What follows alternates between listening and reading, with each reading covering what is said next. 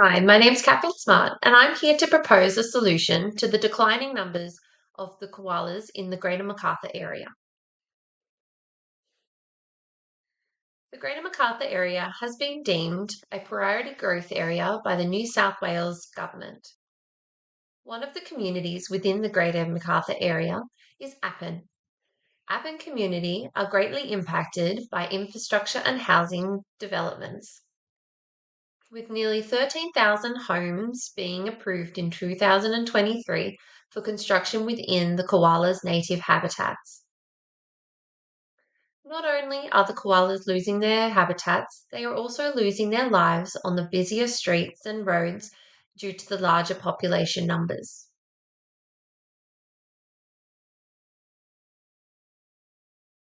When researching this problem, I went out into the Appin community and interviewed community members in regards to the koala population issue. Many of the community members were not aware of what their local government or their state governments were doing to prevent losses of koala lives. Along with my interviews, I also researched data collections and reports showing the patterns of the koalas in the Greater Macarthur area. These documents showed a great crossover of the koala population with the growth area infrastructure. One other piece of evidence that I researched was the developers, Lendlease, and their Fig Tree Hill development within Appin.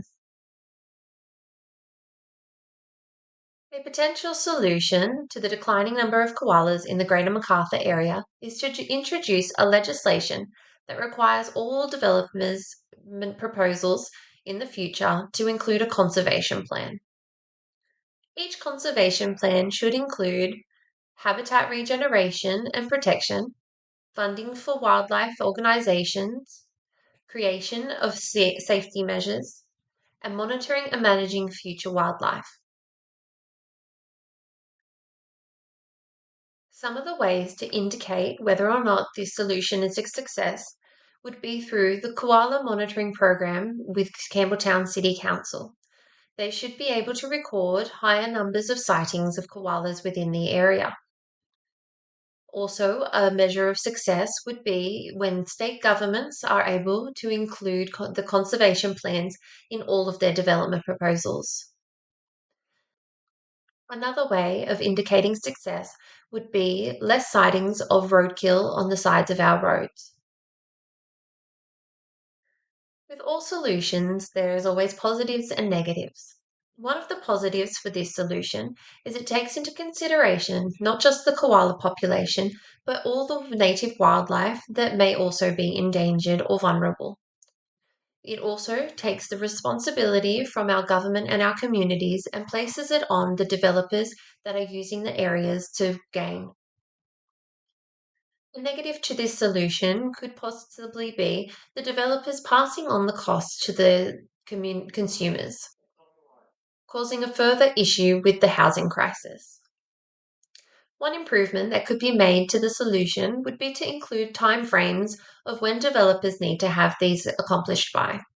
In the beginning, incentivization from the government as well as regulation of the quality of work that will be conducted. One way that we can help is to educate ourselves on the native wildlife in our country and making sure that we're doing all we can to protect them. And writing to our local and state governments to push for change so that these little lives are no longer being lost. Thank you for your time.